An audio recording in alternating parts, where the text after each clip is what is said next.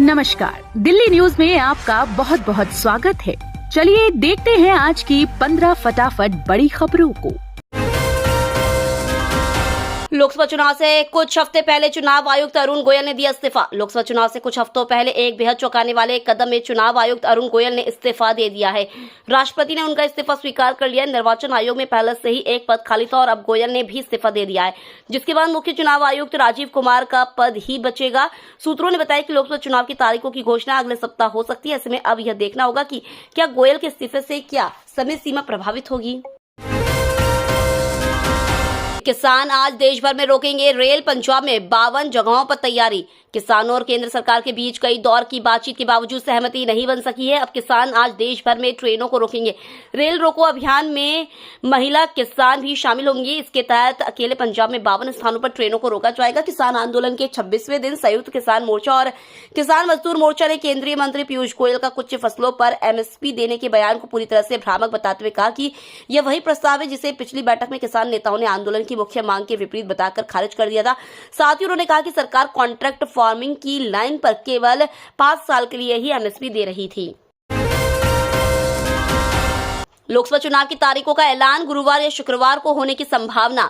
चुनाव आयोग कल से बुधवार तक जम्मू कश्मीर का दौरा करेगा। यह दौरा इस बात का आकलन करने के लिए हो रहा है कि केंद्र शासित प्रदेश में चुनाव कब हो सकते हैं। सूत्रों ने एनडीटीवी को बताया कि इस दौरे के तुरंत बाद लोकसभा चुनाव की तारीखें घोषित किए जाने की संभावना है। चुनाव की घोषणा गुरुवार या शुक्रवार को हो सकती है। सुप्रीम कोर्ट की ओर से सितंबर तक केंद्र शासित प्रदेश में विधानसभा चुनाव कराने का निर्देश दिया गया है। धर्मशाला टेस्ट जीतते ही भारत ने रचा इतिहास, बने कई रिकॉर्ड। भारत और इंग्लैंड के बीच 5 मैचों की टेस्ट सीरीज का आखिरी मुकाबला रोहित एंड कंपनी ने पारी और 64 रन से अपने नाम किया। इस जीत के साथ ही भारतीय टीम ने सीरीज पर 4-1 से कब्जा जमाया। धर्मशाला में 5वां टेस्ट जीतते ही टीम इंडिया ने एक खास रिकॉर्ड की भी बराबरी कर ली है। दरअसल भारत को पहले टेस्ट में करारी हार मिली थी और इसके बाद रोहित एंड कंपनी जबरदस्त वापसी करते हुए बाकी चारों मैच जीते। होली से पहले पीएम मोदी देश को देंगे 3 वंदे भारत की सौगात। होली से पहले पीएम मोदी देश को 3 और वंदे भारत का तोहफा देने वाले हैं। यह तीनों ट्रेनें अगले हफ्ते से दौड़ना शुरू कर देंगी। खास बात यह है कि यह तीनों नई वंदे भारत 4 राज्यों की राजधानियों को जोड़ने वाली है। यह 4 राज्य हैं उत्तर प्रदेश, बिहार, उत्तराखंड और झारखंड। शुक्रवार को 8 कोच के रैक का ट्रायल रन पटना और लखनऊ के बीच हुआ। नई वंदे भारत एक्सप्रेस के रैक का पैटर्न केसरिया और हरे रंग के थीम पर है। वंदे भारत स्लीपर ट्रेन को लेकर बड़ी खुशखबरी। रेल मंत्री ने लॉन्च किया train set car body structure. भारतीय रेलवे के इतिहास में 9 मार्च 2024 की तारीख सुनहरे अक्षरों में दर्ज हो गई है। केंद्रीय रेल मंत्री अश्विनी वैष्णव ने देश की पहली Vande Bharat sleeper train set की कार बॉडी का शनिवार को उद्घाटन किया। इस ट्रेन सेट का निर्माण भारत अर्थ मूवर्स लिमिटेड ने बेंगलुरु में स्थित अपनी रेल यूनिट में किया है। न्यूज एजेंसी ANI ने बात करते हुए वैष्णव ने कहा, यह भारतीय रेलवे के लिए ऐतिहासिक क्षण है जब बहुप्रतीक्षित वंदे भारत स्लीपर ट्रेन की कार बॉडी संरचना को लॉन्च किया गया।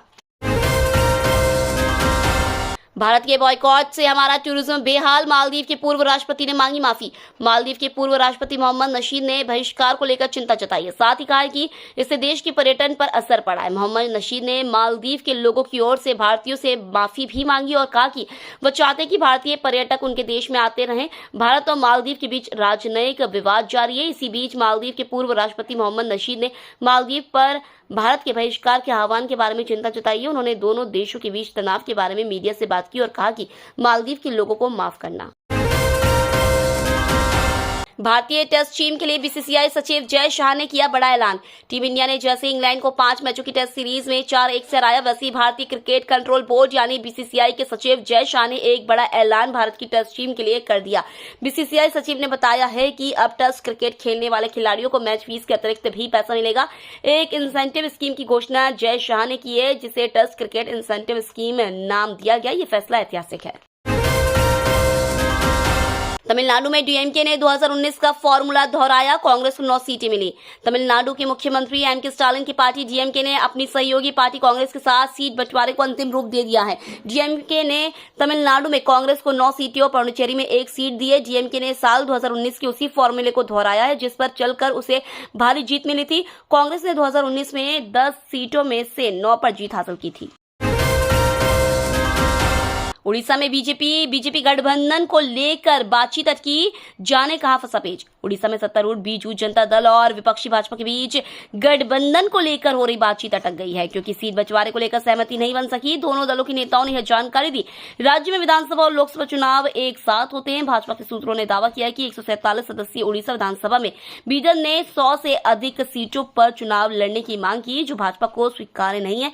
निवर्तमान विधानसभा में क्षेत्रीय पार्टी के 114 सदस्य हैं और शुरुआत में उसने भाजपा के साथ बातचीत के दौरान 112 सीट की मांग की।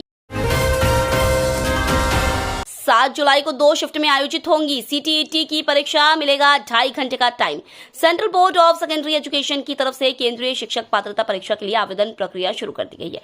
सीबीएसई इस बार 7 जुलाई को केंद्रीय शिक्षक पात्रता परीक्षा का 19वां संस्करण आयोजित करने जा रहा है। यह परीक्षा देश के 136 शहरों में 20 भाषाओं में आयोजित होगी। सरकारी बैंकों को गोल्ड लोन रिव्यू करने का आदेश। वित्त मंत्रालय ने इस हफ्ते सरकारी बैंकों को उनकी गोल्ड लोन बुक्स की समीक्षा करने को कहा है। चिंता की बात यह है कि सोने की कीमत में उछाल के बाद लैंडर्स ने मौजूदा लोन के ऊपर टॉप अप लोन देना शुरू कर दिया है। वित्त मंत्रालय के फाइनेंशियल सर्विसेज डिपार्टमेंट ने सभी सरकारी बैंकों को 1 जनवरी 2022 से हर गोल्ड लोन खाते की समीक्षा करने, कोलेट्रल का एस्टीमेट बनाने के लिए कहा है। अनूठे अंदाज में पीएम मोदी ने शेयर की काजीरंगा की फोटो। असम दौरे पर पहुंचे पीएम मोदी ने आज काजीरंगा राष्ट्रीय उद्यान की सैर की। यहां उनका अनूठा अंदाज भी देखने को मिला। वह आर्मी प्रिंट की हाफ शर्ट, ट्राउजर, जैकेट और हैट पहने नजर आए। उन्होंने तस्वीरें शेयर करते हुए लिखा, असम के काजीरंगा राष्ट्रीय उद्यान में था। हरियाली के बीच स्थित यह यूनेस्को विश्व धरोहर स्थल राष्ट्रीय एक सींग वाले गेंडे सहित विविध वनस्पतियों और जीवों से समृद्ध है। तकनीक की मदद से आसान होगी खेती, कल 1000 दीदियों को ड्रोन देंगे पीएम मोदी। खेती किसानी का काम काफी जटिल और मेहनत भरा है, लेकिन तकनीक की मदद से अब इसे आसान किया जा रहा है। सरकार ने इस काम में महिलाओं की मदद लेने से जुड़ी योजना को आकार दिया है। नतीजा, नमो ड्रोन दीदी देश के अलग अलग हिस्सों में इसके माध्यम से खेती के कामों में अपने परिवारजनों या आस पड़ोस के लोगों की मदद कर रही है। इसी दिशा में कल पीएम नरेंद्र मोदी देश भर से आई 300 ड्रोन दीदियां पीएम मोदी से अपने अनुभव साझा करेंगी। इस दौरान दीदियों के बीच पीएम 1000 और ड्रोन वितरण कर सकती है। दिल्ली सरकार ने बिजली सब्सिडी की फाइल एलजी को भेजी। केजरीवाल सरकार ने बिजली सब्सिडी की फाइल उपराज्यपाल वीके सक्सेना को भेजी है। 7 मार्च को केजरीवाल कैबिनेट ने बिजली सब्सिडी का प्रस्ताव पास किया था। आप सरकार ने गुरुवार को दिल्ली वालों को बिजली पर मिलने वाली सब्सिडी को अगले 1 साल तक के लिए बढ़ाने का निर्णय लिया है। इससे दिल्ली के लाखों उपभोक्ताओं को बड़ी राहत मिली है। तो ये थी आज की बड़ी खबरें। डेली खबरों से अपडेट रहने के लिए चैनल को सब्सक्राइब करना बिल्कुल न भूलें। धन्यवाद।